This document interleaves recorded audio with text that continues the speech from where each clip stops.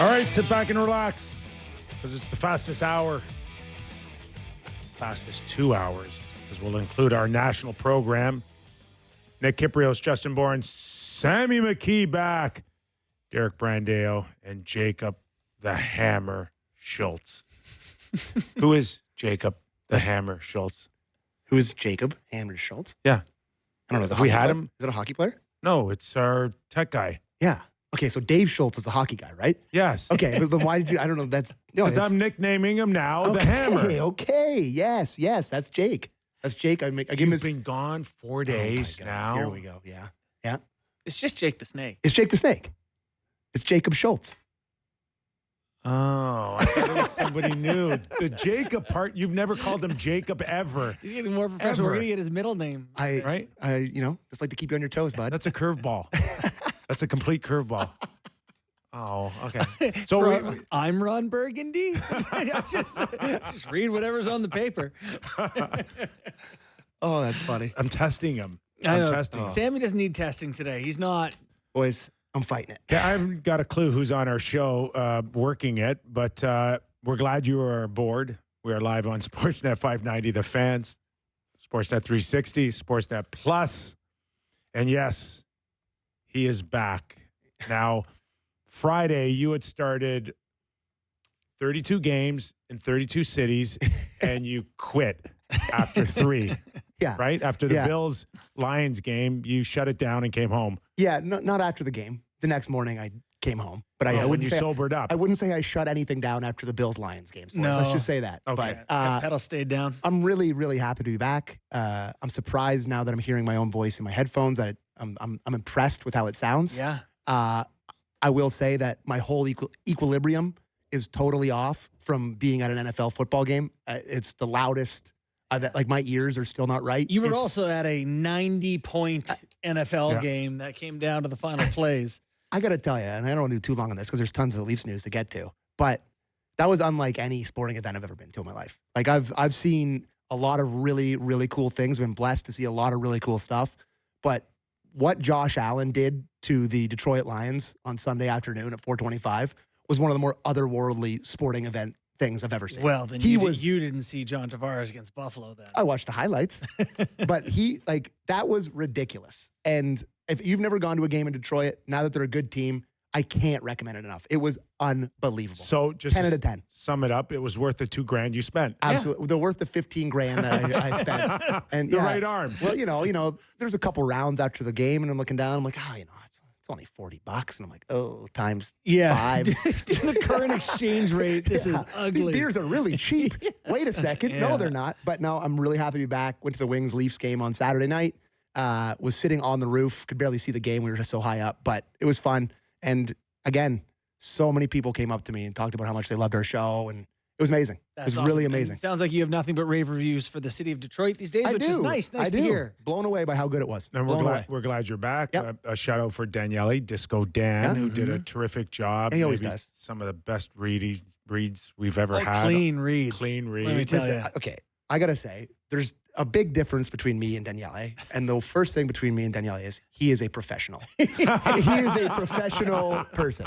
I am a Leaf fan that has made my way onto television with you two guys. The big difference is he is a professional producer and broadcaster, and I am an idiot who has made myself here. I'm not that far behind you as a host, so that, JB, He's you're a real it. professional. I'm no pro either. I'm an ECHLer. You're all we have, my friend. I failed grade 11 math, guys. I'm happy to be here. Okay. Yeah, great. As Sammy has alluded to, there's a ton of news coming out of the Toronto Maple Leafs just when Leaf fans thought it was safe to go back in the water. Dunna. Another one goes down. Yeah. And Anthony Stolarz. The announcement was made today by General Manager Brad Treliving, who said in all probability he'll be out 4 to 6 weeks to deal with a procedure that is around a tiny little pebble in his knee. Is that how he described it? Yeah. Would you like to hear the general manager speak about the injury? Very much. All right. Treliving clip 1, please, Derek. So we did an MRI on him the following day. The good news was everything came back. There's no structural damage. There seemed to be still some discomfort with him and some issues moving his knee, straightening his leg. And there was found like it's almost like a little pebble, like a little loose body that was stuck in behind his knee. So he's going to have a procedure to have that removed. It's not a repair. It's not anything of that nature, but it is. They're going to remove it's like a little loose body, I guess. It looks like a little pebble. And at this time, we're gonna list him as week to week. Hopefully, have a little bit better update. I would anticipate that we're looking in the 4 to 6 week. Hopefully sooner rather than later. So obviously not. You don't want to see anybody out, especially a goaltender that's been playing well like that. But it has to be addressed, and we're going to get it addressed. Wow. Cue Kyle Dubas. Well, everything's great. Everything's great. Thank you. The three idiots, I speak of ourselves, could try to figure this out, but we're gonna go all pro here and invite our leading sports orthopedic surgeon, who's been around for 20 years almost around pro sports, Dr. Jason Smith. Doctor, and doctor. Can he spend some time fixing my body after this weekend, too? Your liver's like a beanbag chair, son. Hey, you're loaded with pebbles. Loaded.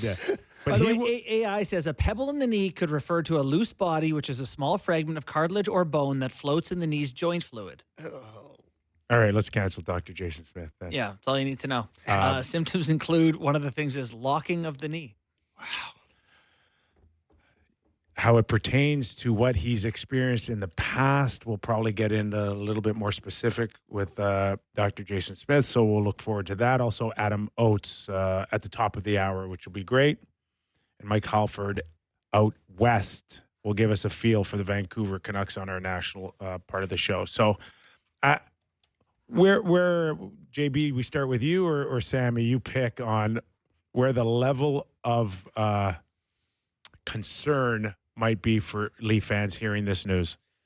I will say that the concern for me and the Leafs is not the length of time that Stolarz is absent. I am not worried that they can't get through the next 6 weeks with Woll and Hildeby or Woll or Hill. Between 14 and 19 games, by the way. Yeah, during that time. I'm not worried. Let's say if it is, call it 16 games. Yeah. If he plays 10 and Hildeby gets 6, I'm not worried that that's going to affect them that many points. I am more worried about big picture, long-term Anthony Stolarz. Like, is this going to be recurring? Is this going to set him back? Is he going to struggle in his return? I am worried about Stolarz. I'm not worried about the Leafs while he's out.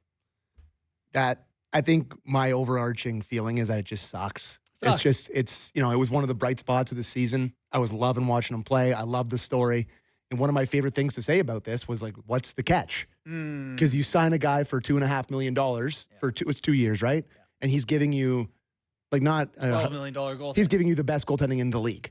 Yeah. And you're saying to yourself, what's the catch or what's the catch? And the catch is his knee joint. And then the catch is a wrister from the half boards buckling his knee and having pebbles floating around in there.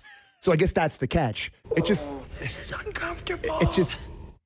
I am with Bourne in the exact same way that you're gonna have the same feeling watching him play now that you've watched with Joseph Woll and having both goalies like that.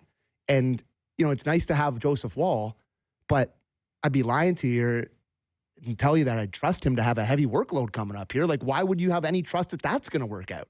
So it's kind of a scary time here for the Leafs with all these games coming up, and I'm a little concerned. Level of concern higher. Yeah, I can't disagree with both of you guys in terms of where everyone's heads around their two top goalies. I think coming in, if people truly knew the history of both these goalies health-wise to get to this point, you'd probably have a lot more concern for Stolarz than you would Joseph Woll. Now, Joseph Woll has a bit of a history as well, but I don't have it in the same kind of scope as I would Stolarz with his knees and the multiple surgeries. So his knees were like Hakanpää, like potentially career threat. Wow. Yeah. That bad? Well, Hakanpää has no fluid for on bodies bone. to be floating in. So, Well, See, I'm the opposite, but I guess that's just because I have the prior history with Woll yeah. before having it with Stolarz. Like, I definitely had more trust in Stolarz to stay healthy than Woll, but Well, clearly neither of them have been able to do it we all got to year. take Brad Treliving at face value on everything seems to be fine structurally, Mhm. but yeah, I believe this that. wasn't a guy crashing into Stolarz. This was something that looked and felt routine that triggered something. So to your point is how's it bowled down the road so you get him back, but where are you? The one thing that we did stress with him coming right back off of that New Jersey game was the load management. Mhm. And that's a word that's used today in all of sports, and particularly with these two goalies, maybe we underestimated what that would do to their knees, or at least to Stolar's knees. Like, we didn't necessarily stress that this guy's got a real history here, and maybe we undersold that Yeah. the loading of a guy 48 hours after standing on his head and putting his body through every pretzel-looking move that you could possibly come up with. But Kip, it doesn't feel like the extra games are what caused the knee injury. It just feels like his knees just degenerate. Or do you think it is related to wear? I do because Yeah, that's what I want to know from Dr. No. G. Like, does it just like But fall is it Is it off? just made of My- gingerbread? No, my feeling is that if he's had throughout his whole career a rhythm or a feel of being this backup goalie and playing once every 10 days and the knees are fine, but he was really geared towards going into an area at age 30 for the first time in his career where he's kind of looking and acting like a number one goalie here. Yeah. And the first time that you really tax him, Mhm. and he's never been taxed like this before, is kind of his knee gave out on him. Yeah. Is that what happened? His knee gave out on him. It's a freak injury. It's not like there was a moment where we go, wow, that looked Yeah, that looked bad. that looked But bad. I said that when it happened. It's worse when nothing happens. Yeah. It's worse when it's just the guy just goes, oh, it quit. Like, You know, that was like Wall last year with So, the ankle injury with a flutter know, puck off the yeah. sideboards. Where you're like, what nothing happened? hit it. To your point, you're in game 1, you're in game 3. He plays lights out. Can you go back to him 48 hours later? Yeah, isn't the point here that you trust if you can't? You trust that the other guy can be as good or good enough. It's almost like, right, they're like doubling down. If we have 10 goalies that break down, one of them should be functional at the right time. History will show that it's overwhelming that you need one hot guy to get there. The 1A, the 1B, is that You can trade. You can trade. Matt Murray and Fleury, they handed it off to each other. Holtby and Grubauer handed it off to Okay. each other. all right? Got any more examples Binnington over the last 40 years? and- Yeah, there's. Right? Swayman played game 7 and they lost against the Panthers. So, Vegas did. It's- Is it Fleury and Hill, or was it Thompson and A. Hill? and last year against the Leafs, they played, they tried to do the back and forth thing, and Allmark lost game 2. And I was praying for them to start him again. Yeah. So, Listen, yeah. I'm not saying that it can't yeah, work. I'm just saying it's I'm possible. just saying that history has shown that it's not Yeah. likely. But we're now much more in the tandem era where you are using both guys. So yeah, it's not great. Not saying it's a great thing. Why don't we check in on Tree Living about the knee? It is the same knee, is it there? Tree Living? Yeah, this is another. Is this the same knee that he had issues with before? Well, he's had some issues with both, but yeah, there's been issues there, but it's not. This isn't related to any previous injury, or it's not a reoccurrence. It's not uncommon for players to have, whether it be little loose chips or basically the medical group calls it loose bodies, and it's in the wrong spot. And we waited for a few days to see if it would move. but it doesn't allow him to get full range of motion of his leg right now, so it's got to be removed. So was it? I love the line. We waited a few days to see if it would move. Like, was you shaking it out, trying to get it out of, trying to rattle it out? A snow globe. I was gonna say, is it a maraca? Like, what are they doing? Like a piece of loose glue in the shaft of your club or something. You're like, oh. What are those Australian things that turn up and down? Snow globes. Like a rain stick. Yeah. So, yeah, Anyways. it didn't move. They got to move it. So, anytime they cut open your knee and go in there, you're not usually good to go immediately. But first thing I did was like, so how healthy is Matt Murray? I'm worried about Wool right away and started asking questions about Murray. Hillbilly. This is his new nickname. Well, we have a new nickname. I've never changed. We got a new drop. Dennis Hillbilly. Oh, God, I walked into that one. The Hill, the Beast. Yeah. Hasn't been beast-like lately. Got a win the other night, but I think the feel is Matt Murray, I believe, is back. There is a clip on. Do you want to listen to the general manager gives his thoughts on Murray potentially? 5. Clip 5, please. Okay. Absolutely. Yeah, like I said, when I refer to the depth, it's not just one guy, right? Like it's, we've got 3 guys that have been playing well down there. Dennis, obviously, had a tremendous year there last year, played well in his time up here, but Matt's, that's why we got Matt too, right? That's why we brought Matt there. Now he was dealing with a little bit of an injury. Touch wood. It's we anticipate that he's going to get in the net tomorrow, there in Wilkes-Barre, and then go from there. I think he saw a little bit of action Sunday. I think he came in relief, if I'm not mistaken. All right. So he's available. So he's available. My guess is that you probably don't go. You don't go to Matt Murray until maybe the beginning of next week. What do you mean go to? Like Well, bring him up to back up Joseph Wall over Hildeby? over Hildeby. Really? Yeah, I'm not comfortable from what I've seen from Hildeby to be up here and back up. He's played 3 games. He let in 3 goals and got a win the other But he night. wasn't playing that well in the Marlies. Yeah. With the Marlies, he wasn't in his wheelhouse. I think my preference would be to get Matt Murray up here over Hildeby. Just based Is on he having a good year in the minors? I don't even know. well, I think he was fine before he tweaked something, Yeah. and maybe get him back, get him a start. He's a 9-19 in the regular with the Marlies. 3-1 Get and him a 2, start. 6 starts. Yeah. I mean, okay. That's me though. No, I Yeah. actually totally agree.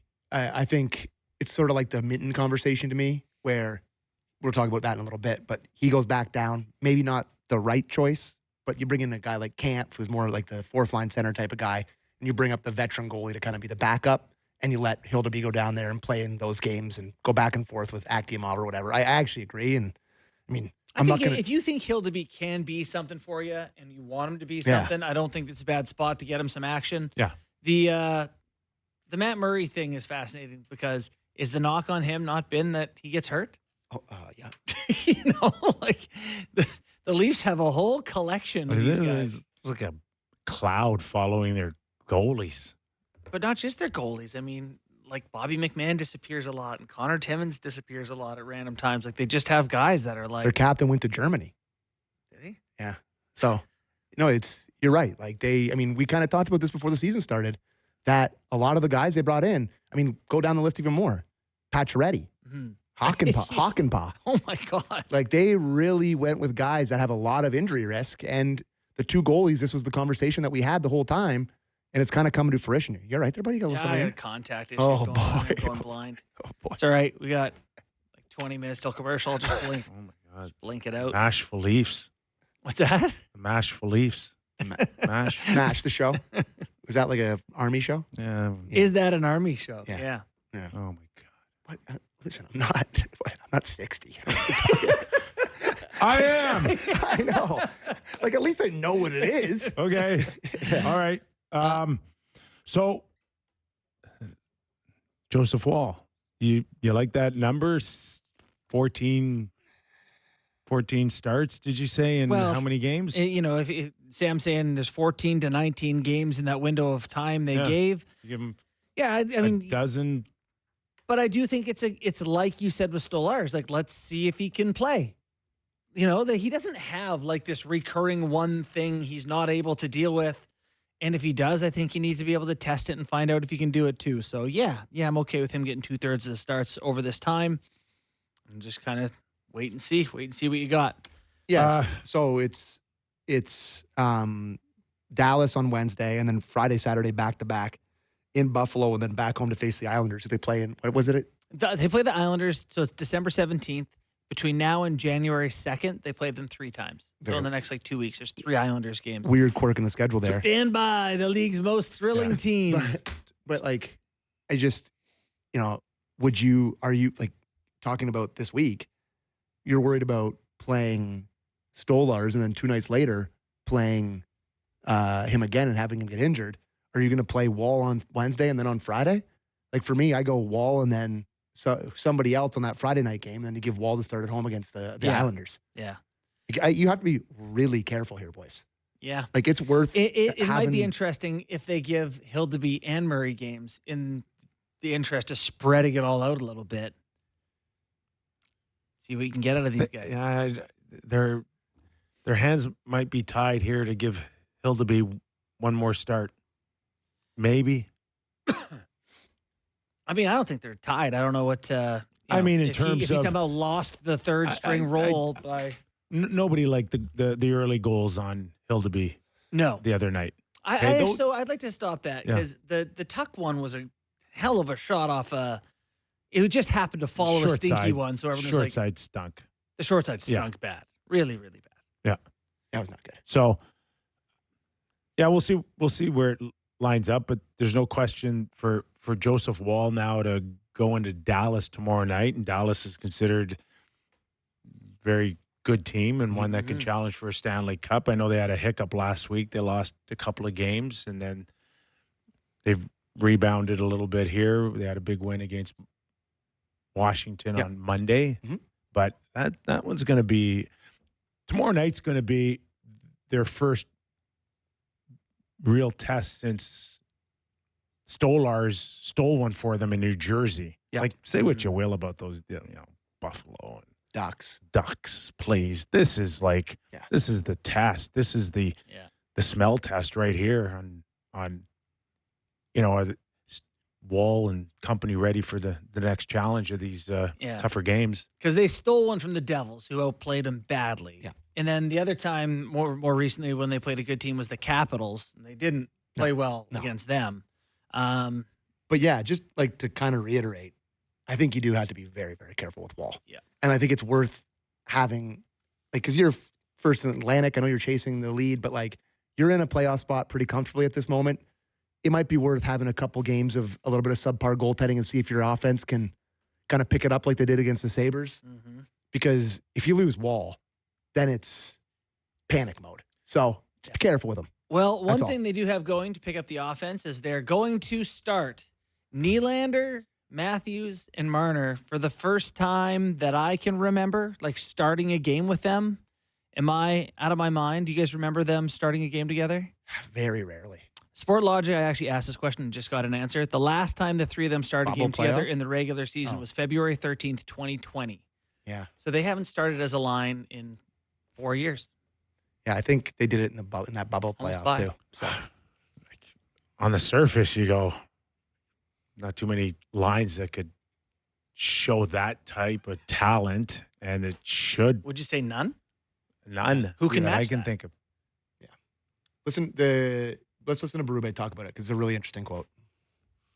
Yeah, and I've used them time to time throughout the season in different situations in the offensive zone, but I thought they were good together. I thought they created a lot of good opportunities. I thought they, moved the puck around well. The issue is they got to get to the net too. They can't all be on the outside, wanting the puck and making plays. It's about doing things right, and we'll see how it goes. So who's going to the net? 34? I mean, what are we talking about, right? I don't know. Does someone What's have he to- talking about? Yeah, getting the inside, going to the net. Yeah. I mean, But that's Tavares. That's Pacioretty. Yeah. That's Nice. Nyes. but is there a level of skill and talent where they can break people down, make people miss, connect, and actually pass the puck and Well, make plays? And you know how I've felt for a long time in terms of Leafs not looking as a team that could move the puck like we've seen others at the top of their game. And is this a first sign of putting all these talented guys together? Do we see crisp passing? Do we see give and goes? Do we see, everything that is associated with a top line when it comes to moving the puck? Or is it just feeding 34 off the side somewhere? I don't know. I mean, That's what I expect to see them out of the three of them. feeding 34. I want to I want to see puck movement. I want to see zipping it around. I want to see, if Marner and Willie use their edges and twists and turns, and I want to see all of that with the three of them. Of course. I mean, this is their three most talented guys, and I would say, all three of them are in the top 20 in the league, 25 in the league. Like, these are talented hockey players who think at an elite level and do elite things. And I think anytime you're defending that, it's a nightmare. But I feel when you get these types of guys together, way too much passing sometimes. That, it feels a little all-star gamey. Yeah. Where they all feel like they got to make the best player, the sexiest pass or whatever it is. I know you want to see them snap it around, but Willie's been great. One of the things he's improved the most, and you've talked about this for years, Borny, is him going to the front of the net and cutting across the net. Yeah. And you want to see him do that. Matthews can do that. And you want Marner to facilitate. I like the idea of it, but I don't know. I don't think it's necessary. Yeah, first off, it's totally necessary just to see it because we never see it. Well, So they played 22 minutes together this season through 30 games. Shot attempts when they're out are 49-19, 24-7 in scoring chances, which is 66% of the expected goals. Well, I would hope. Yeah, right? but I mean, this thing is we need someone at the net. It's boy, Yeah. it's pretty good. So, Well, I can tell you right now, third man high is Marner on this line. yeah. Because we know the other ones kind of have What?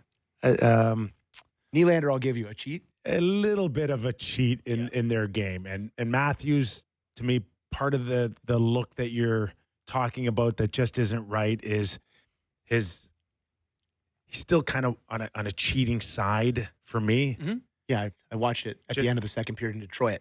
Detroit was bad too. The people in the nosebleeds where I was sitting were not thrilled with that play. Let's just say that was ugly.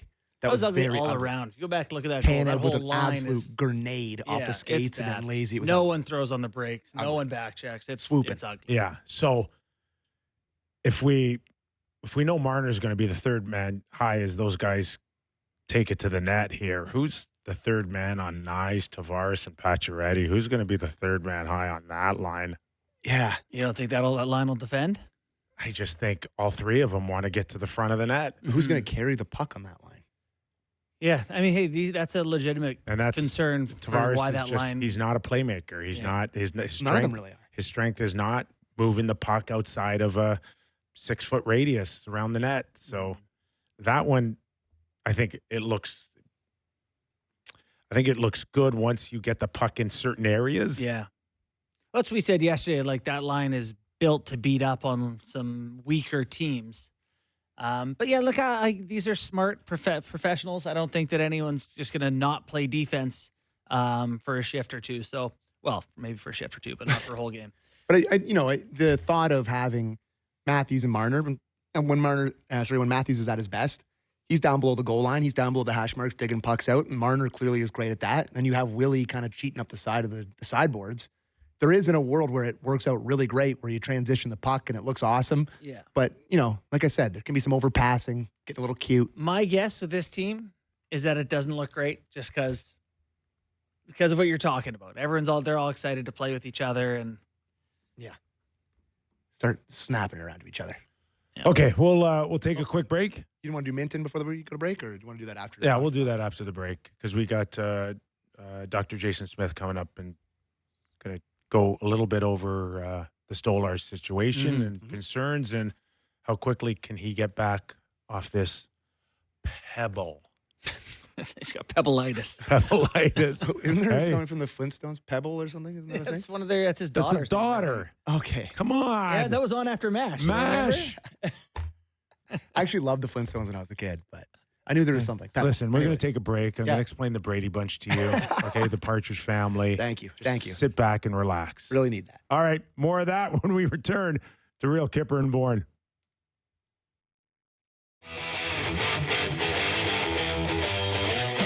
Welcome back to the Real Kyper and Bourne show. Okay, one of my favorite segments already because we can pretend to be doctors or we can go get the real deal here. And this is one of the leading sports orthopedic surgeons, been around close to 20 years around pro sports, working out of the OV Surgical and the Scarborough Health Network. Let's welcome in Dr. Jason Smith. Doctor? Hey, guys. Doctor. Wow. In proper attire today. Sorry, we got him right in the OR here. Hey, Yeah, live from OV Surgical. Here we go. if you got someone on the table, can you turn the camera around? Maybe some doctor-patient confidentiality stuff there. Wow. You're lucky we're not there. We could drop a junior mint on somebody at any second right now.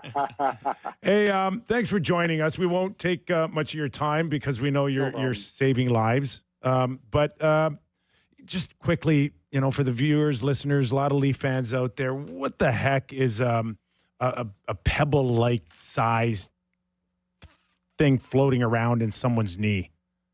Yeah, I was listening to you guys talk about it before, and you guys kind of have it right. A loose body can be, one of two things: either a little piece of the cartilage, on the knee that's come off, maybe a little piece of bone, or a little piece of the meniscus, which is the shock absorber that sits between the two bones. Could be a little piece of that's kind of flipped up on there. So that in itself, it's kind of a nothing burger. Like, it's little loose body, go in, clean it out, a couple weeks till he's skating again, 4 weeks, he's back.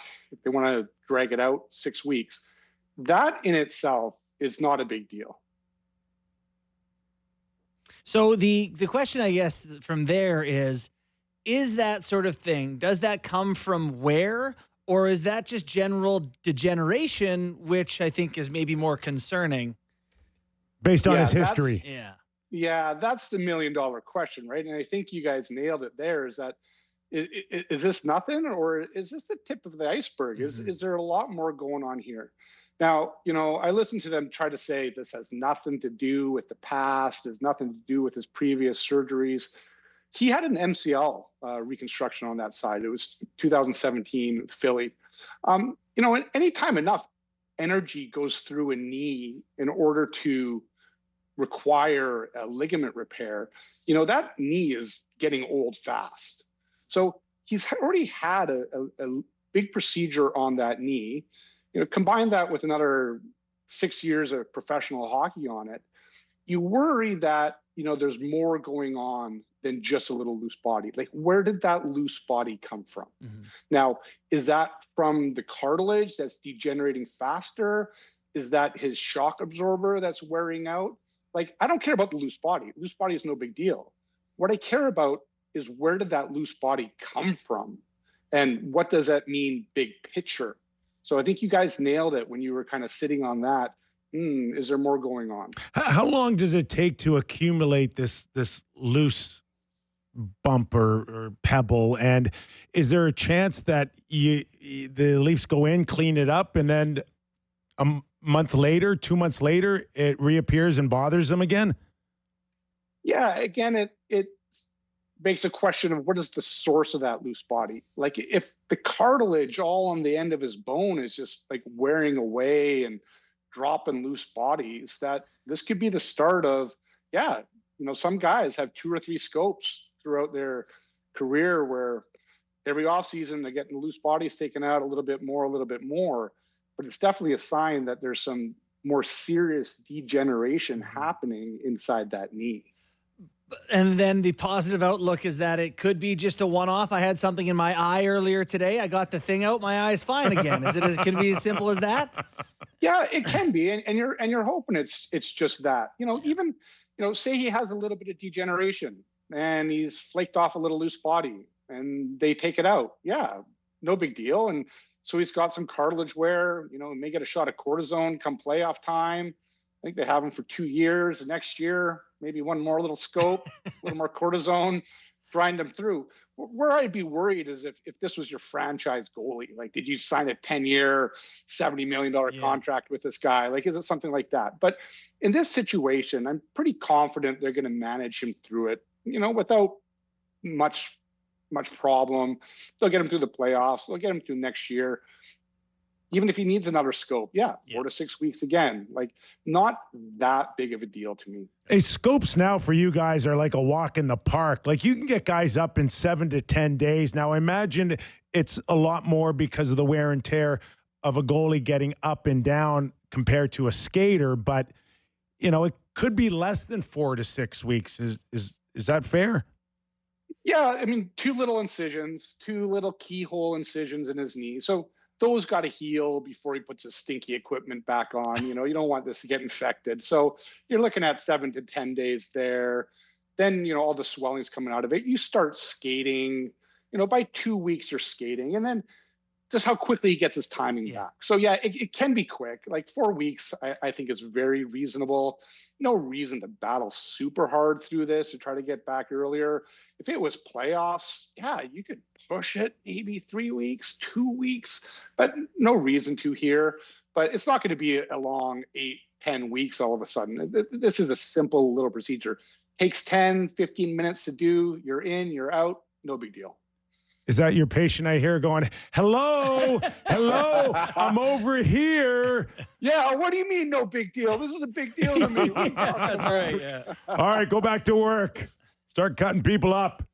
Thanks for doing this, pal. Thanks, Doc. All right, Dr. Anytime. Jason Smith, lead orthopedic surgeon, who kind of, I don't know, painted a picture for us a little bit, did he not? You feel better or worse? Oh, as long as it's not signed for 10 years, no problem. I will say, if I'm his agent, I hated that segment. I don't know how I feel, but again, we did the game the other day. We left our game when he got hurt with a thought of, this is a guy with some history here, and it should be noted, and it's noted. What's funny is when guys finish their career, some guys look back at, hockey chewed me up and spit me out and gave me, got everything it could out of me and all that sort of stuff. But like, you look at where Stolarz is in his career, 29 years old, never had a major payday, on the verge of being the starting goalie for the Toronto Maple Leafs. If I'm him, I'm like, do the procedure, give me the cortisone, give me the procedure, give me the cortisone. Let's just keep doing it till I can't. I get why guys put themselves through this. He's so close to great things here. Listen, it can't be underestimated what he's been able to do up until this point. He had himself in the conversation for Vezina.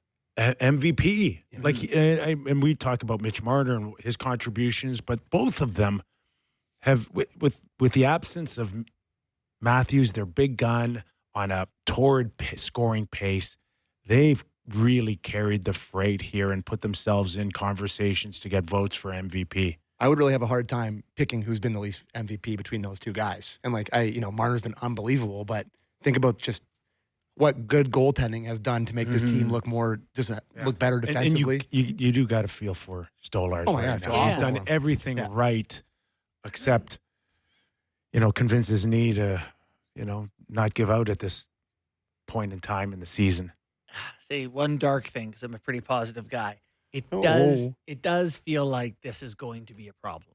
Not saying this year, but like this in his not even 30 years old yet, it feels like what's going to be eventually for him the reason he has to pack it in. Eventually. Could be at 34.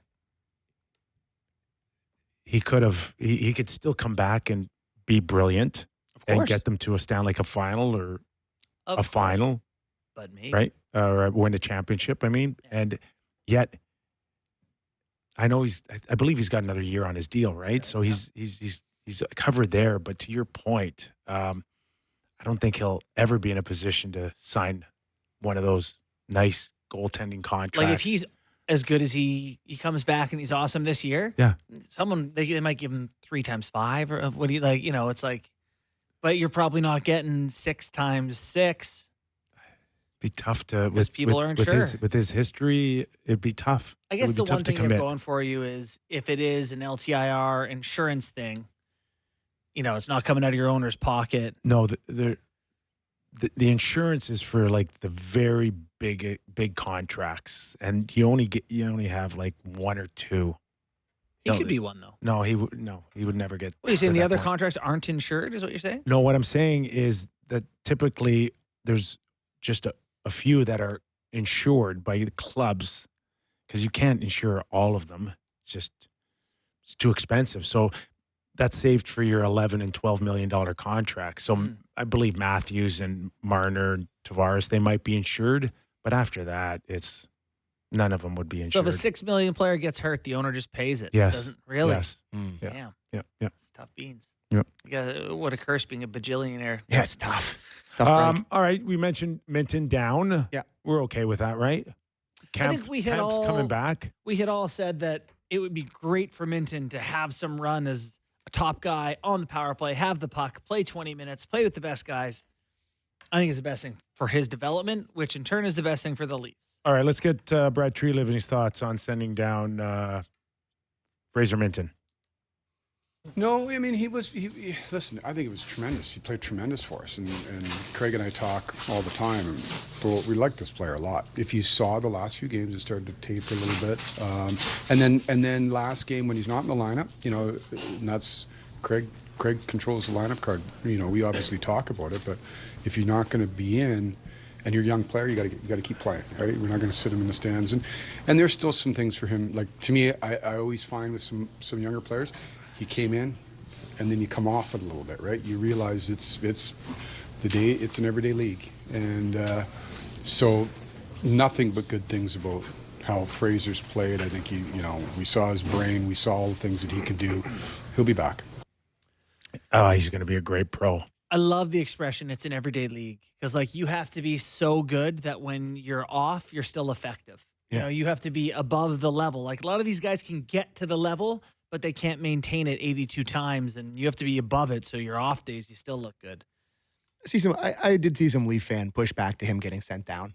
I think there's a lot of people that aren't a huge fan of David Kämpf, which is maybe an understatement. Just the fact that plays a pretty boring game out there, 4th line center type of guy, kills penalties type of guy, not going to give you any offense, not a young prospect type guy. But I would say that there are some Leaf fans that have pushed back to this. I'm not. I don't use this sort of expression often, but if you don't think David Kämpf is good, you don't know hockey. You're not an effective. You don't watch hockey enough or something. He doesn't do the scoring things and the offensive things, but someone. What do you say? Can't bake a cake with the same ingredients. Yeah. Some guys got to be the baking powder. Yeah. Baking powder and cakes. I don't know. If the Leafs were Never baked a cake, my friend. if this was 2 or 3 years earlier, and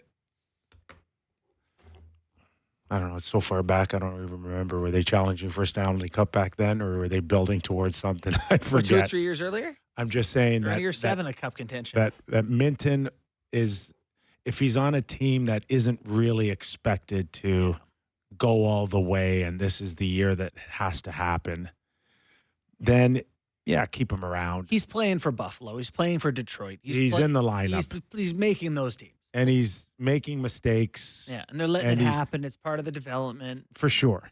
And but that's not the case here. They need guys that can come in and have enough experience so when it gets a little hairy, they can take a deep breath. That's not Minten right now. This is why these tanking teams that have prospects are way ahead of themselves, because it's good for a guy to have to play up to a certain level to stay in, to be around a team that's trying to win every single day, to see what it's like and how hard it is. I think it's great that the Leafs are good enough that they're saying to him, not right now. Did we do Berube on Kämpf coming back? We didn't, but I just one quick thing on Minten too. I don't know if this matters, but I'll ask you two. Like, if there was a world where they would consider him in a trade for a third line center type of guy for a cup run or maybe a second round run, regardless of where they're going, would him having that little bit of game tape this year make a difference for like? Did that increase his value this year? For sure. I think it just reiterates that he's going to be a good pro. If you traded for him today, you could use him today. And it's not a third liner. It's a top 6 forward. You know why? Because next year, Minten. Fraser Minten is a third line center. Like, he's that close now. So Yeah. I don't think you trade him for a third line center. No, you need a guy that could easily be a top 6 forward and can play wing or center. Is Yanni Gord good enough for you? No. What about Mikael Granlund? You guys like him? I do like Yanni Gord, but if it's Minten, then you're No, I need want a shoot higher. I Agreed. need a higher, Yeah. especially for Minten, Yeah. right? Well, I got to tell you, seeing Matthew Nyes take a step and be a better version of the guy that we in the past had in these sort of deals, it's tough to move on from a guy like Minten who's this close now. Let's listen to the coach. Okay. Craig Berube has some comments on him. Clip 2, please. I thought he was good. I mean, I thought maybe dropped off a bit. It's like he missed the camp, hasn't played a whole lot. And I don't, we don't want him sitting out up here and not playing every game. I don't think that helps his development. I think he's going to be a real good player. We really like him. And I wish he would live with me and be my son. They put out like one of those, because they have like an Oreo and milk ad thing, and they're like best combinations. Like, what are the best combinations? Some guys were saying peanut butter and jelly or whatever they were saying, and Fraser Minten went snow and Christmas. Oh, I was like, so is that the earnest. sweetest guy ever? I thought they were going to say Berube and Minten. Yeah, that too. No, but one guy said peanut butter and pickles, which is weird. I don't know who said it, but there's anyways. And then you saw that on Instagram? That was on Twitter, yeah. On Twitter. The I other can't watch those things. I know you have a They very just are so. your cringe meter. They is, do nothing. Yeah. But people want to get to know personalities. Is that what we're doing here? Yeah, Kip's just watching MASH clips. I just want a personality to win. You just prefer like grunt noises. Just Tim Allen from Home Improvement. Just, Yes. before we go, we do have Berube on getting Kämpf back Yep. tomorrow, which I think helps them. Let's see if the coach agrees. Clip 4. Well, that's good, and he's a big body there, and he did a real good job with us killing with we believe it was Marner, because Matthews was out. I thought they were really good together, and gives us more flexibility for sure. But I like his size down the middle, and he moves well, and like I said, he has his job to do, and he's been doing it well. Likes him. Yeah, it's still hard for, I think, Leaf fans to put true value on him without, again, seeing the puck cross over the line sometimes. And Yeah. what, $2.5 million? Mhm. He makes decent money for a guy, but I've seen value in the I past. agree, Kip, that it's like, it's Can't more, win. and it's too much than I'd love to see him get paid too. People would like him a bit more if he made a little bit less. That's an unfortunate part. It's funny, he does have an 11-goal season with the Leafs. And then prior to that, 11 goals. Give me the He numbers. has a 7-goal season, an 8-goal season with them. He has an 8-goal season with the Blackhawks before that. 4, 7, 4. Yeah, I mean, it's like Connor Dewar. It's like you need to do a 30 for 30 on how these guys had 10-goal seasons. 11 But- goals is crazy. Yeah. Was that his first year with the Leafs? Yes, it was. I remember it being all right, an offensive star that year. 27 points. we brought 27. in one of the top doctors, orthopedic surgeons, and Jason Smith, and we've solved nothing. Just made ourselves anxious. Loose body. Sammy, you'll be fine. You'll be fine. Boys, I'm fighting it. Oh, you're doing through well. hour one. I'm fading. We got one more hour. Good, you're going to eat a chocolate. I got some chocolate for Hall you. of Famer Adam Oates will join us. We'll talk secondary scoring with the Toronto Maple Leafs, as well as what we saw last night against the Stanley Cup champions, against the Edmonton Oilers. That was a fun game. Not sure the coaches were thrilled with it, but we'll get into that with Fun Oatesy. game. Fun game. Fun game. All right. Stick around. Plenty more. We're back after these words.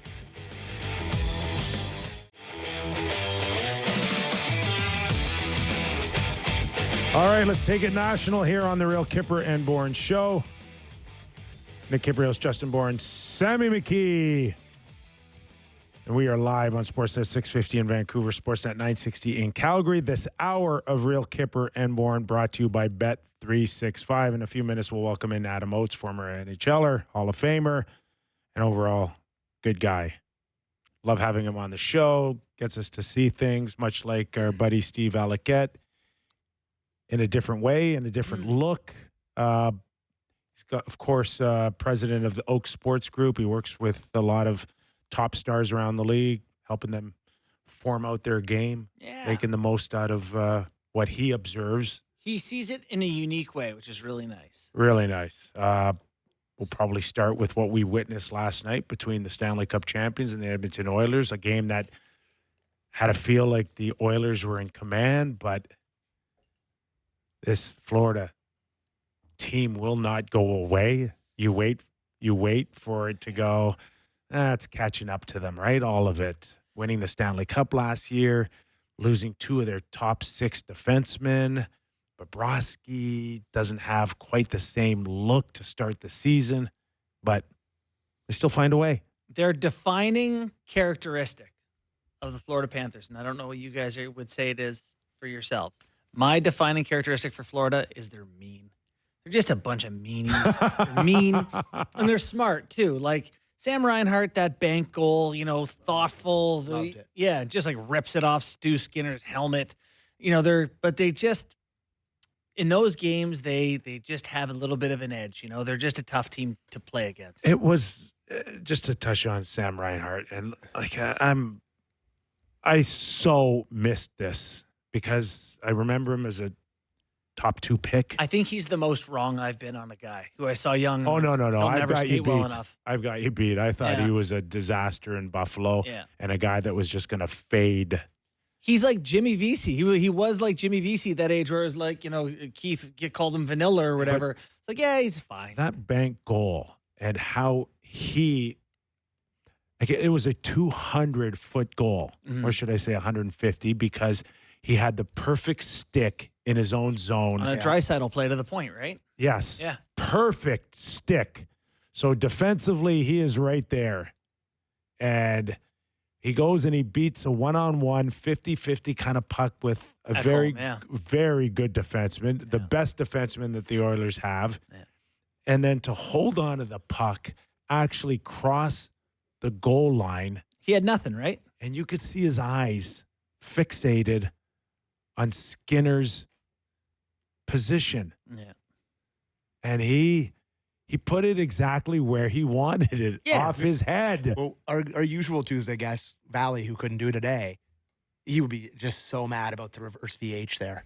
Because it's when he's down on one knee, like he's like, guarding against the wraparound, I guess. Yeah. And Reinhart just fires it off his melon into the back of the net. Shot it so hard. He did. Oh, yeah, that hurt. Oh, yeah.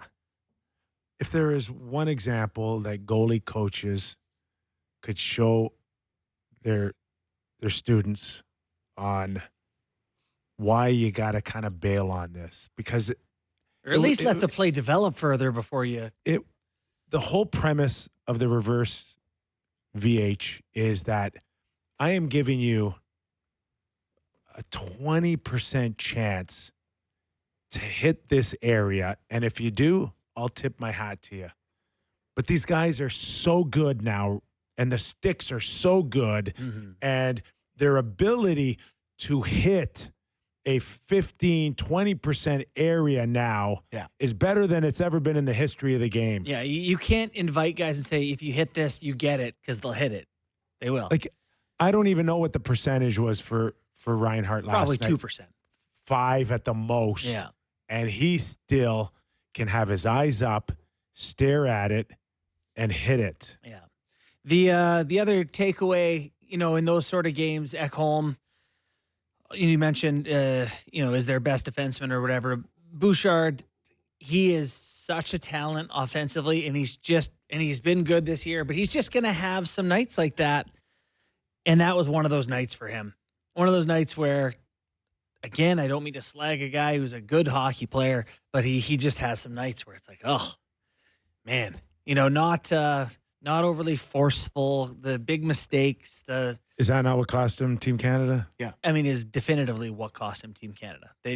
You can't risk that one moment. And I will say though, watching that game, I watched Zach Hyman play, and I'm like, yeah, maybe could have sent him.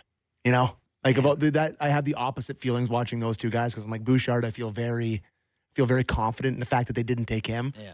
But Hyman, now that he's gotten hot, just the way he skates, just the lanes he opens up, his ability to go to the front of the net, and take one off the melon. Oh my God, that was horrible. But you watch him play and you're like, that's a guy you probably could have taken. I hate that the puck didn't go in from early. Go ahead, Kip. I was just going to say, I don't have the lineup, Team Canada's lineup, but give me one guy that Hyman should take Seth Jarvis. off. Seth Jarvis as the Seth Jarvis 13th? is the name, yeah.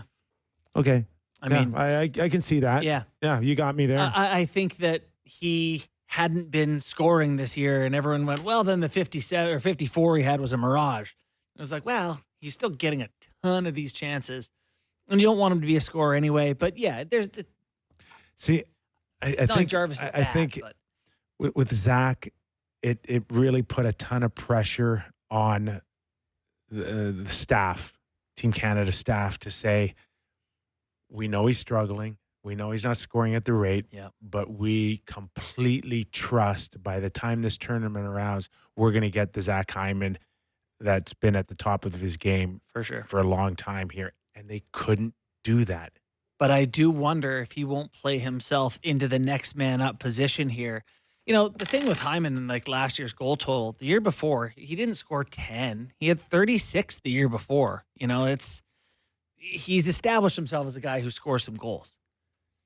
Yeah. I don't know. We'll wait and see if they end up picking him, but I think you're right, Kip, that they were in a tough spot because it wasn't going in. But boy, night like last night, he's not afraid of the big moments. He had 16 playoff goals last year. Yeah. 16 playoff goals. Yeah. It's a good season. Yeah.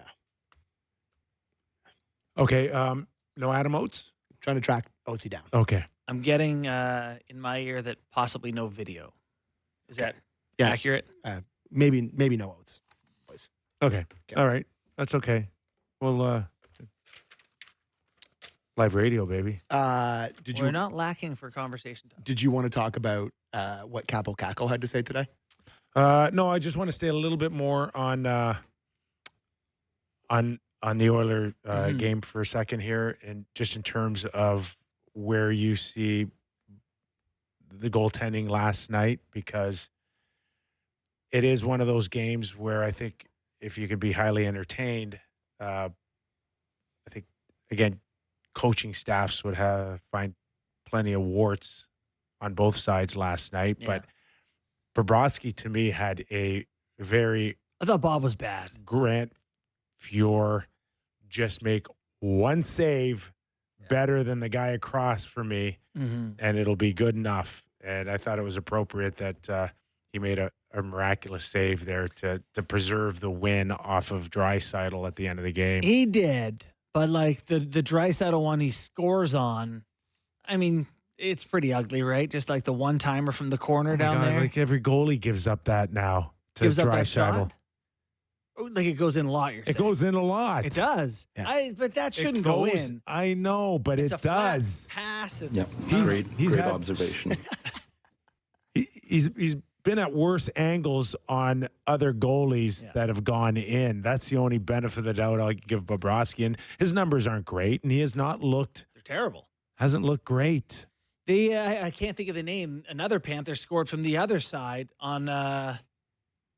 another Oiler scored on the other side on Bob earlier in the game. Like he kind of struggled on both ones. Kapanen back, Banks went in kind of behind the net. Like just not a pretty night from Bob. So if you're a fan of the first hour of our program, Leafs fan, seeing Bob struggle has to be somewhat encouraging. So Leon Draisaitl has won the Hart in the past, and his last 5 games, his point totals are 2, 2, 4, 3, 2.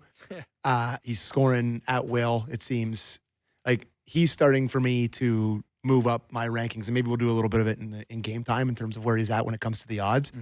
But there are a few guys better to watch in the league than him.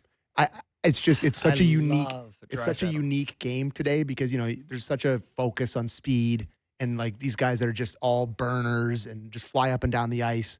And he's much more methodical, the passing, the scoring, everything that he does. He's one of the best guys to watch in the league. I know I'm not breaking news here, but like last night I thought he was brilliant. Well, and, in the Hart Trophy conversation again, he is also, a guy, he's a 1.2 points per game in the regular season, 1.46 points per game in the playoffs. And that's when everyone says we got to shut down McDavid and Draisaitl. Yeah. His numbers go up. This guy is just a beast, and you can't. That's, I think it works for him in the postseason because he's a lot of person. He's a big guy.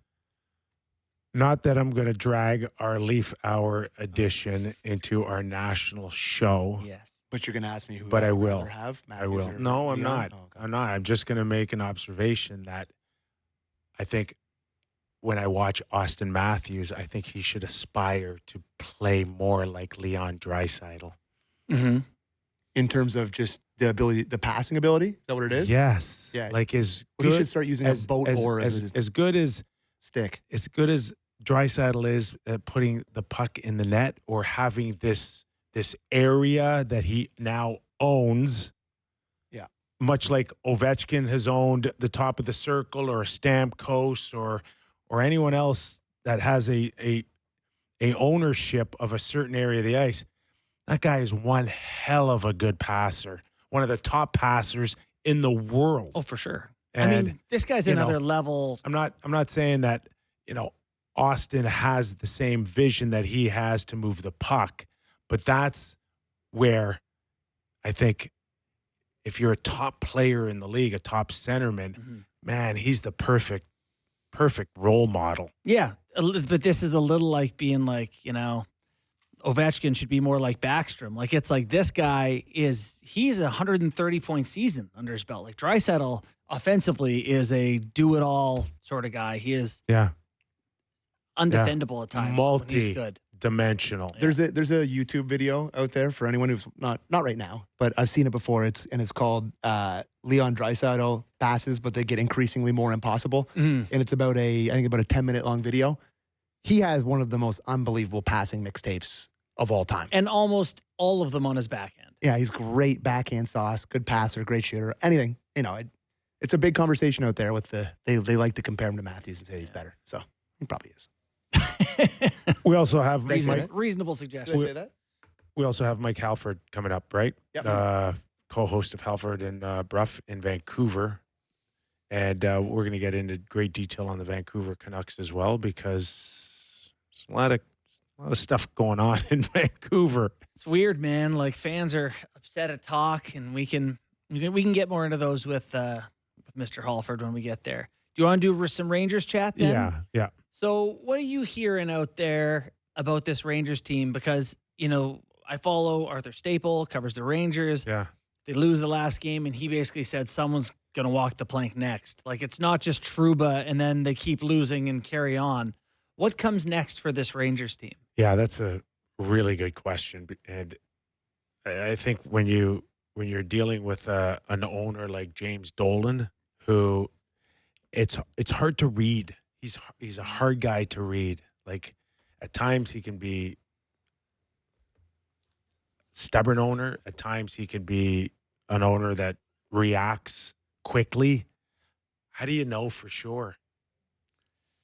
With him? Yeah. Oh, you don't. And I think Unpredictable. you're totally at the mercy of someone with billions of dollars just doing what they want to do when they want to do it. So is the suggestion here that maybe he's decided that's enough and they're good to move on, or the opposite? No, but like if Ranger fans are sitting there going, the issues with Peter Laviolette and he must go, or are they at the point where Peter's not the problem, Chris Drury is the general manager is not the problem, it's strictly player personnel, and the focus needs to be moving players out, like core players out? Yeah. Well, did you you see this Kakko stuff today? Do you want me to read the Kakko quotes? But it just seems like nobody knows where he could potentially turn to make a significant change. It's funny because until you talk to someone like Doug McLean, you don't realize how often some of these decisions aren't made by the general managers or even team presidents. Yeah. It's like the owner being like, not paying him anymore. Yeah. Get that guy out of here. And it's like, oh, well, I guess I better make this look like it was my decision. Well, the latest round of drama was with Kakko talking to reporters, and he's like talking about him getting scratched. He said, I was surprised. Yeah, I know you got to do something as a coach when you're losing games, but I think it's just easy to pick on the young guy and boot him out. That's how I feel, to be honest. I haven't been on the ice too much when opponents score a goal. I have not been the worst guy, but that was me out of the lineup. There's been older players who have sat out as well. That's what Laviolette said. The decisions that I make, they're tough decisions. So they went back and forth. But clearly a young player, high pick, who's not enjoying the coaching. And, I mean, when you're throwing other players on your team. I hate that comment. That's a part to me that sticks out where it's like, that's how desperate you are to like make an impact with your words, is talking about how like there's guys out there that are worse than me. It strikes me as siblings being like, well, Yeah. he did this, you gave him that, or, like throwing other people under the bus to get yourself ahead. That's not team. That's the type of quote that you end up on a different team, because it's like, how do you go back into the room with all the guys and be like, so who do you think? Yeah. Go tell me which guy. Actually, tell us all which Yeah. guy you think you're better than. Yeah, like it's just I find that pretty tough words. I mean, it's not like he's lighting it Got up. 4 goals in 29 games. Yeah. He has And he's got the audacity to to challenge his coach of being scratched. Well, what? and 3 shots in his last 5 games. On fire. 1 point. I can see where he's playing judge and jury on who should come out and who doesn't. We've all done that, but we've never done it publicly, right? No. But we've all done it, right, Oh, of JB? course. Yeah, of course. Yeah, that's So- half what you do in the bus with your, in the dressing room, the hotel room with your guys. But even if they picked him to move out, what are you getting for him here? He's been in the league for, 6 years now? He was the 2nd overall pick. And his best year is 18 goals. And that was 3 years ago.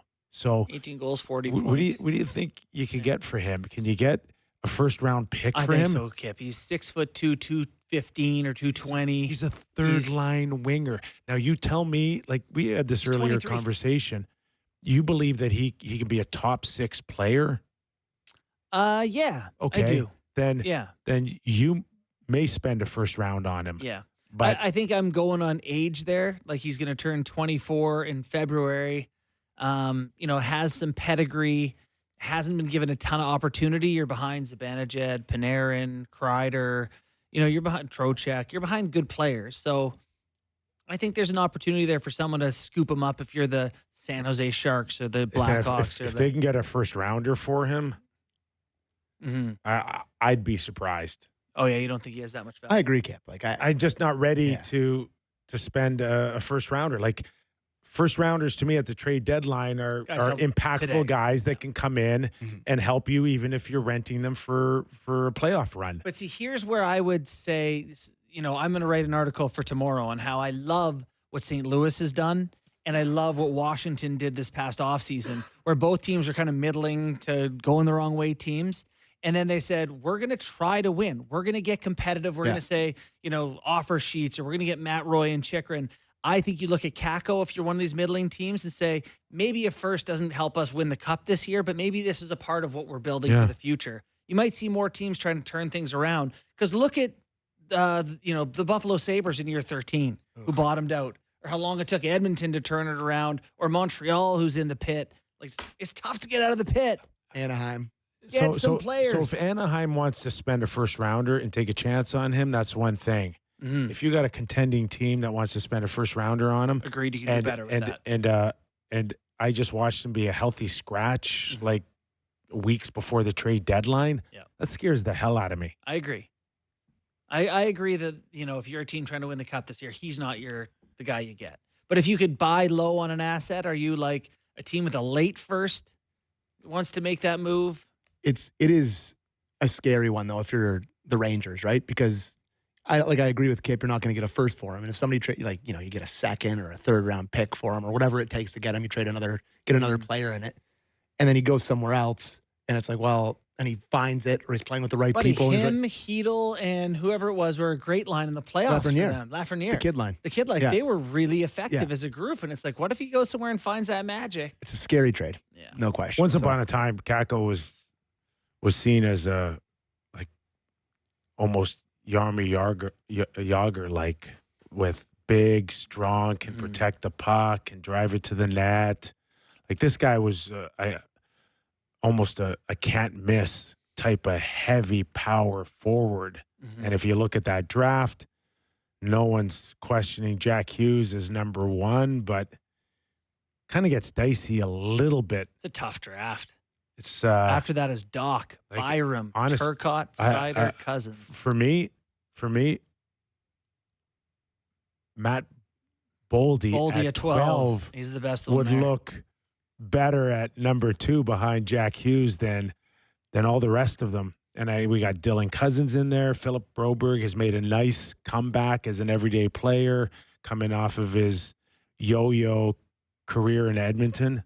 So easy to go deep into a draft and be like, how'd they miss this guy? Shane Pinto's at 32. Yeah. But those would. Anyways, I don't know where this I don't know what we're talking goes, about anymore. I'm lost. But certainly Rangers have opened up the door for a team like the Ottawa Senators.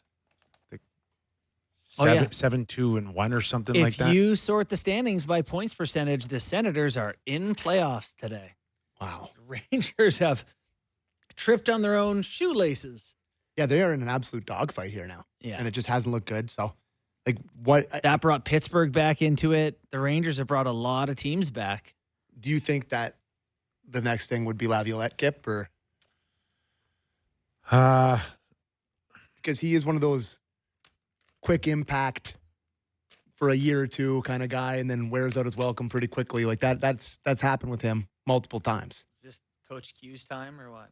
Quenneville going to come back? If there's one market that could probably welcome Quenneville and not worry about the repercussions of his history with Chicago, it probably would be New York. Because otherwise, who else is out there?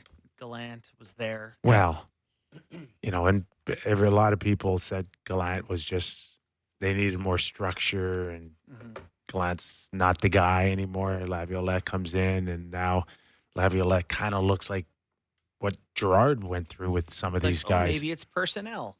Hopefully they get a taxi for Laviolette. Laviolette gave one of the best interviews we've had on this show a couple of years ago. It was awesome. Yeah.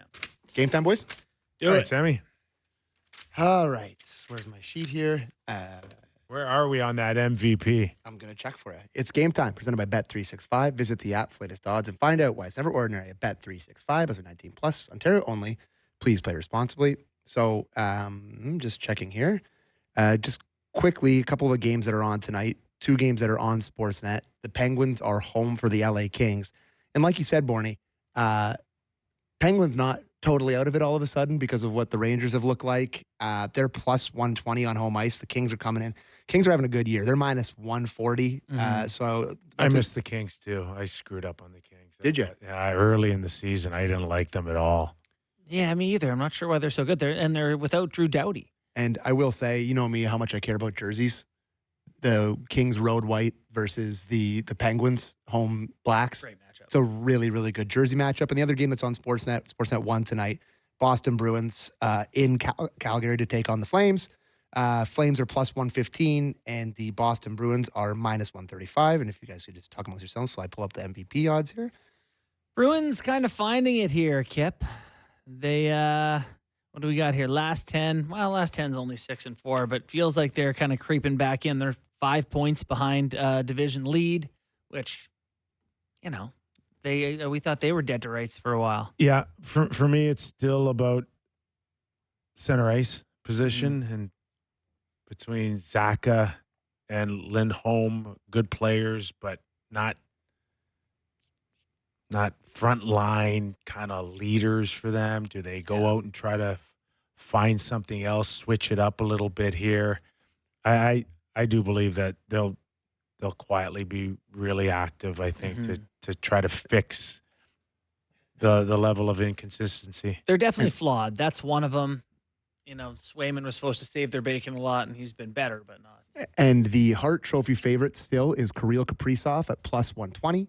Connor McDavid there at plus 300. Nathan McKinnon plus 650. Kucherov plus 700. And if you want to get a good number on Leon Draisaitl, who's having a phenomenal year, 850. 25 to 1 right now, plus No 2,500. way. Yep. Oh, my. So, I mean, I'm not allowed to bet on that because I vote. But, oh, yeah. But I don't. I mean, that to me is a really nice number. So what for a happens guy. if you go on your phone and you bet on it? He's going to be lose my he's gonna be membership. He's going to be Shane Pinto. Yeah, I'd lose my membership in the Professional Hockey Writers Association. Oh, okay. Is that all? And I go to That jail. would be devastating. Anyways, that was We'd visit you. Would you? that was game. A cake. I'd bake you a cake with a file. I couldn't handle it. Anyways, that was Game Time presented by Bet365. Visit the app for latest odds and find out why it's never ordinary at Bet365. Must be 19 plus. Ontario only. Please play responsibly. It probably is illegal, actually. I would imagine. Probably quite illegal. Yeah. I wouldn't want to find out what the repercussions of that are. No. That would bring shame to our show. And I wouldn't do that to us. No. Only the producer first Sam day does back, that. stiffed by my guest at 5 o'clock. Okay, Good job. well, hey, you guys are so professional. I really appreciate it. We have lots to talk about. There's still lots to go. Still lots to go. Mike Halford, co-host of Halford and Bruff, will join us. We'll get into Vancouver and, I mean, shouldn't things be settling down now? Big win. Things never settle down in Vancouver. We are blessed to have that market because it's like Toronto temperature all the time. It really did feel there's some maybe ask Halford about this, but the press conference last night was apparently pretty weird with Talkett and Short and just I watched naming it. guys. He said, I'm not going to talk a lot tonight. Prepared like, statement "We just win." almost. So interesting times there. I saw people say, what does he have, notes? He had his game card. Like, And checks Pedersen and Miller on separate power play units. Everybody's getting all fired up about it. It's the temperature is warm in Vancouver. All right, we'll get into that. Plus Kiefer Sherwood. What a night. 11 goals. Oh my What God. a night. First hat trick. Plenty of Vancouver Canucks coming up next after the break. You don't want to miss it. As a reminder, this hour of Real Kyper and Bourne brought to you by Bet365. Nick Kypreos, Justin Bourne in a few minutes or sooner. Mike Halford will join us and we'll talk Vancouver Canucks. All right. Ask for him and you will get him. Yeah. Mike, how are you, man? Thanks for joining us. Good, boys. How are you? We're good. We're good. Everything all hunky-dory now with Kiefer big hat trick and a solid win. An emotional. Everybody seemed emotional last night. Where does it sit with you? It's good. All you need is one win, and you forget the debacle on Saturday against Boston. So it's been a roller coaster, man. It has been. It's been crazy. Like, there's been so many really, really bad performances on home ice this year. Like, I think I tweeted it out last night. In two of the last three games, they had pretty comprehensive wins against two of the last three Stanley Cup champions. Like, it beat Florida, they beat Colorado. Emphatically, it was great. And this is the same team at home this year that's lost like 7-3 to Edmonton, 6-0 to New Jersey, 5-1 to Boston on the weekend. So it's been the emotions have been up, down, but at least for today, and thanks in part to Kiefer Sherwood, yeah, they were up. So, Mike, one thing I'd like to have people do from their local market is set the stage a little bit. Where are things at in Vancouver right now? What are the major hot button issues that have the fan base talking? Oh, man, how much time do you have? Yeah, okay, well, let's do it chronologically, right? Okay. So prior to the start of the season, you have the news that Dakota Joshua was undergoing treatment for testicular cancer, and he was going to miss the start of the season. That also coincided with the news that Thatcher Demko had a popliteus injury in his knee, and that was going to sideline him to start the season. Got all the excitement about all the new free agents that they brought in, Sherwood and Heinen and DeBrusk, and then the season starts, and they quickly realize that Artur Silovs can't play in net, but no worries because Kevin Lankinen's here, and he can hold down the fort. So that's good. Then Brock Besser suffers a concussion on a hit from Tanner Jeannot, so he's out for a little while. Then JT Miller takes a 10-game leave of absence Personal reasons, no explanation given, no reason why. We don't find out, and we never will because he's not going to talk about it again. In the midst of all of this, Elias Pettersson is going through a major struggle to start the season, kind of rights the ship a little bit, then kind of goes back into a funk and is now kind of going along at roughly a point-a-game pace, and then it's still kind of facing some scrutiny from certain local radio hosts in the morning. Anyway, so it's a lot, right? Like, it's a lot. It's been Ruff actually said it really well. He said it feels like there's a lot of tiny little fires burning everywhere, and they're doing their best to stamp them all out. And despite all this, they're still in the first wild card spot in the West, and I think they're 15-9-4. So record-wise, it's been okay, but there's been a lot to unpack through 30 games, Borny. Let me tell you. That was great. Okay, Thanks, if we step off the ice for a second here, Rick Tocchet in the Vancouver media, I sense a bit of it's too much for me to say a love-hate relationship, but a love, be very careful what I say relationship. He knows the game. The media game, I mean, he obviously knows hockey, but he did media. He worked at TNT for years, so he knows what's going to get a soundbite. And it's this like delicate dance every time where he knows what the questions are really about, and he does his best to not give anybody a soundbite. Because the one time that he kind of did last year, and it was about Pettersson, is he realized that it was just more of a headache than anything else and doesn't prove anything. He's 100% not a guy that will call out anybody in the media. Doesn't like doing it with players. He won't. I mean, you hear him talk. He will never call out an official in post-game media. He'll never do it. He all standard answers, right? He's like, we got the best refs in the world. It's a real tough job. That's it. So he's very keen and savvy. I think the thing is, like, he's got his frustrations with how the team has played this year too, and he is balancing that line between being candid and honest and open, and then knowing that can of worms that would be opened if he did that. So it's just kind of terse, and it's like complimentary when you know he doesn't really want to be complimentary. And he did kind of go off on the weekend, which was good, but without naming individual players, right? We're all left to guess who the passengers were that he was talking about after that game against Boston. So, hearing the run through and watching from afar, the two stories that I think stand out are, you guys have your own Nylander and Pettersson, where it's like good player, paid a lot. People talk about him. Some love him, can't. Some people, don't. And then the Miller thing. The Miller thing is obviously at the top of the list, and these two things may be related. Is it, are we tired of talking about the relationship between these two guys? Does it actually have any tangible effect on the ice? I mean, look, I think it's fairly well established without anyone actually ever saying it out loud that they're not best friends. Right. No one's ever said it out loud. Just, you got all these sort of inferences and anecdotal evidence and rumblings and whisperings that they're not compatible. Now, on a surface level, it's like not a huge deal. We've all played a sport at a variety of levels. You've had a teammate and you're like, I don't jive with that guy. He's not my kind of guy. I don't like him that much. And it's fine because you can move forward and get along and be teammates and everything. Where it gets weird is that both guys have gone through these huge swings this season, those two in particular. Pettersson was invisible for stretches at the start of the year, and this is, still fresh off. He hasn't even kicked in that contract extension yet. And then Miller taking a 10-game leave of absence only for, classified as personal reasons with no explanation, nothing from the club, no statement, nothing from his coach, nothing from the general manager, nothing from the president of hockey ops.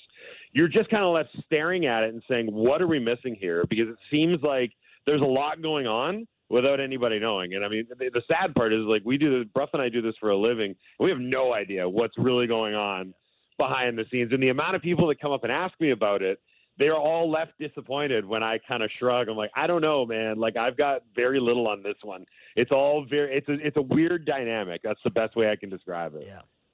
You're listening and watching Mike Halford, or just listening as we don't have him on Zoom, Monday through Fridays on Sportsnet 650. Mike, in terms of, just the isolated look at maybe the relationship between Miller and Pettersson, but is there a sense at all that it's bleeding past the two of them, that it could affect the chemistry in the room, or are we not there? If you're willing to point to these gigantic clunkers that they have, where there's no passion and no emotion, and the team looks like it's completely uninterested in playing, maybe.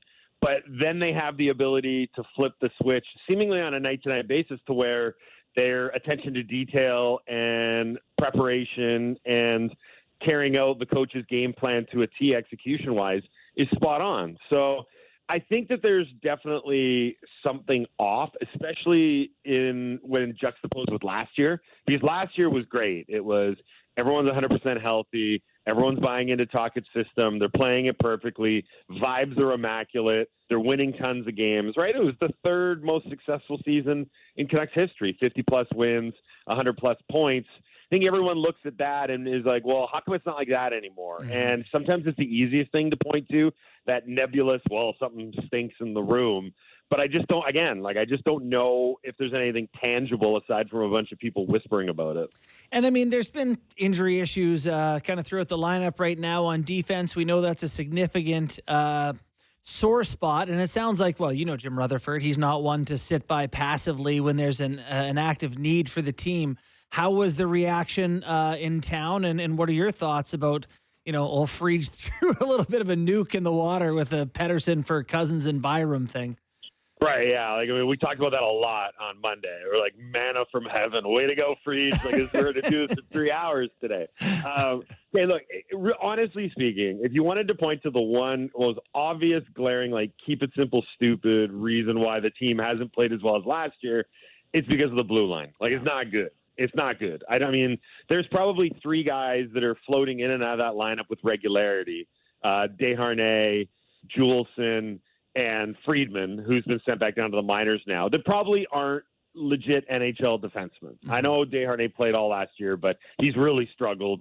Juleson's kind of like an AHL, NHL tweener, and so is Friedman. And they're playing constantly, right? And then when Hronek went down, you basically had a top-flight number one defenseman in Hughes, then two guys that would be better suited on a third pair in Soucy and Myers, and then a bunch of other guys that are kind of fringe NHLers. You can't win with that on a regular basis. So when Rutherford said, we're probably a couple players away from being a contender, I think he might have been talking specifically about the blue line. Right. Because, he's built blue lines before. I remember we were covering him when he was in Pittsburgh and Letang went down and he went out and made a couple moves. I think he picked up Ron Hainsey and Trevor Daley and rebuilt a blue line. He knows how to do it and he knows what a good one looks like. And right now, the Canucks are doing a decent job patchwork and trying to fit guys into spots and everything. But long term, if it got down to a playoff series where they were playing a really good opponent and needed to beat them 4 out of 7 times, they'd have a hard time doing it with the blue line they got right now.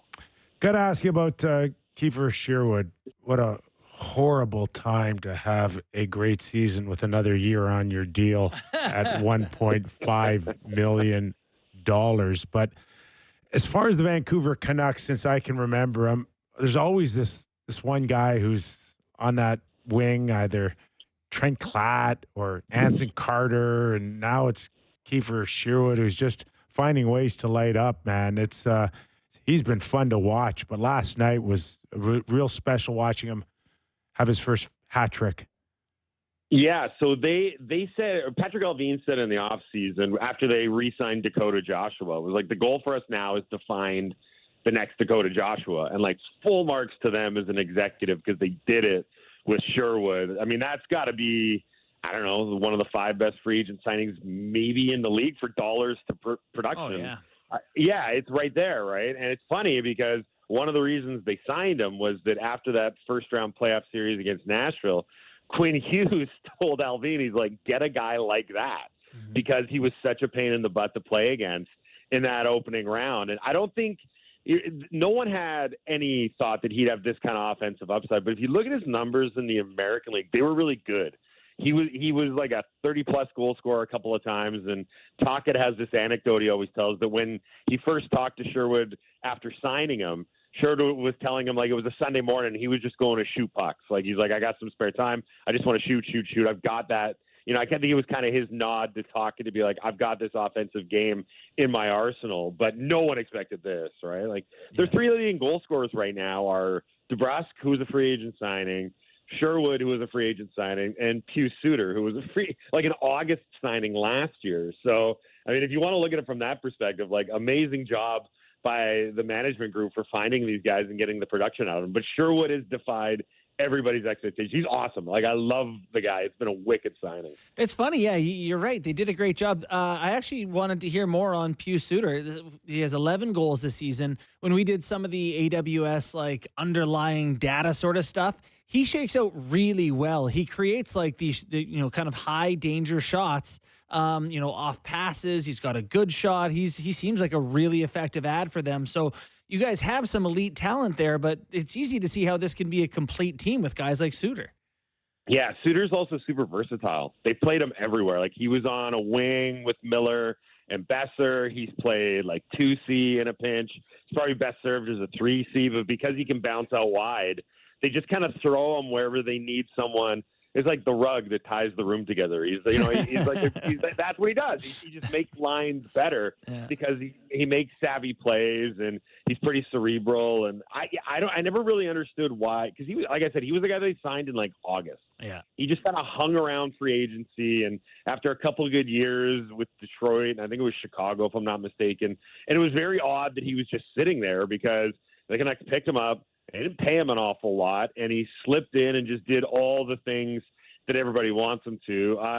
His offense dried up in the second half of the year last year and in the playoffs big time. So there is that. Like, I don't know how sustainable it is because he's not a burner and he's not super physical. But for what they're paying him and what he's given them since he's come on board, it's maybe not necessarily a home run, but like a stand-up triple, no slide, no dirt on the pants kind of thing. Mike, one more for me, and that's Thatcher Demko coming within a minute of a shutout. And is that enough for Vancouver Canuck fans to exhale and go, yeah, everything's good again? Okay, he's really good last night. Like, really good, very solid last night. The exhale part is still not there because I don't know. I think I reflect the sentiments of the fans. Every time he makes a save, everyone just kind of does that and then waits to see if he's hurt.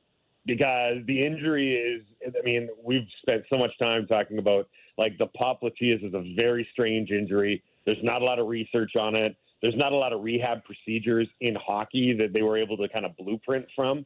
So it becomes one of these things where you're like, is it going to happen again? Is he going to aggravate it one day? Is it something that he can kind of play through or play with? And he had a save in the third period last night where he fell down before he made the save.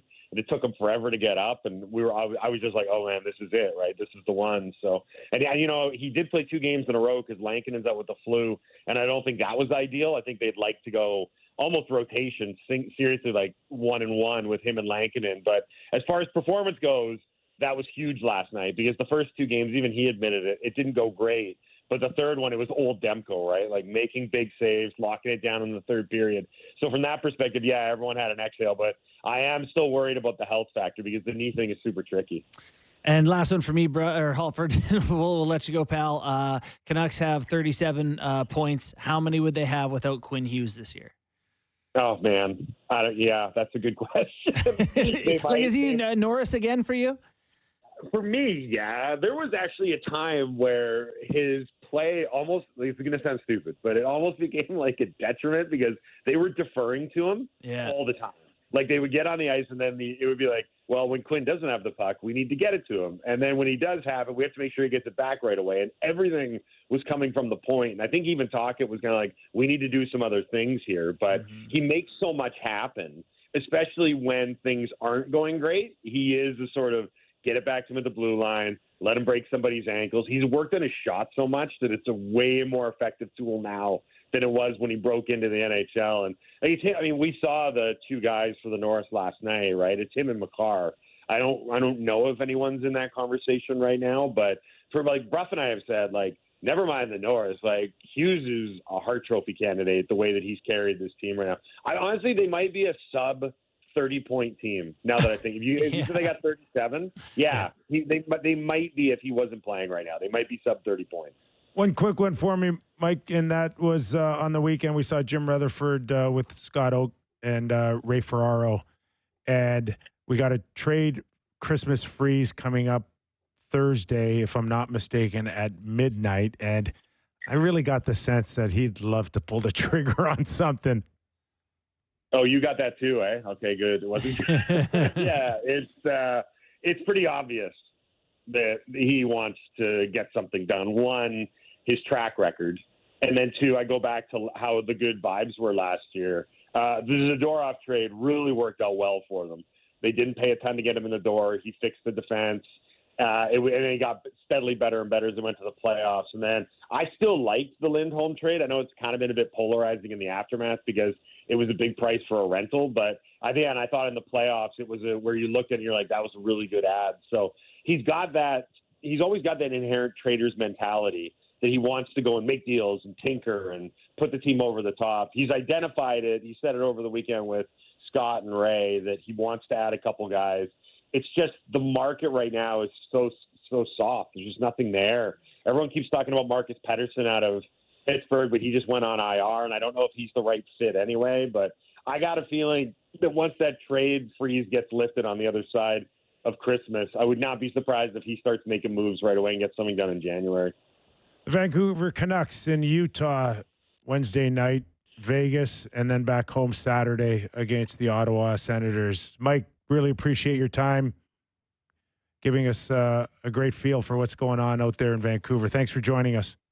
All good. Call anytime, boys. Cheers. Thanks, Mike pal. Halford. Appreciate it. Halford and Brough. They're kind of like us. The Vancouver us. Yes, Yeah. they are the Vancouver us, where they Wow, yeah. sometimes speak before they think. It's the best way I can But if you're a describe it. listener, you like that, right? Yeah. You don't want everything It's to good be for the overly listener. filtered. It could get us in trouble every once in a And it while. does. That's all. Yeah. Yeah. Absolutely. So, what are your thoughts on that Canuck team? It's been a tiresome year. Like, I'm exhausted Yeah. hearing all that. It's like 30 games. It's a great professional breakdown. A from our boy year in Mike. review from. Yeah, It just seems like something's percolating. agree. Yeah. Feels like someone big is going out the door. Something. Yeah. Yeah, Would you they- do that, Cousins and Byram for Pettersson? No, 'Cause I would not. No, I would not. Agree. It's just Cousins has some defensive metrics that are putrid. And like, if I wanted a center like him, a young guy, bigger guy, I would want someone who's tenacious and two-way. And, I don't know that he's. Hated that clip of him leaving early, too.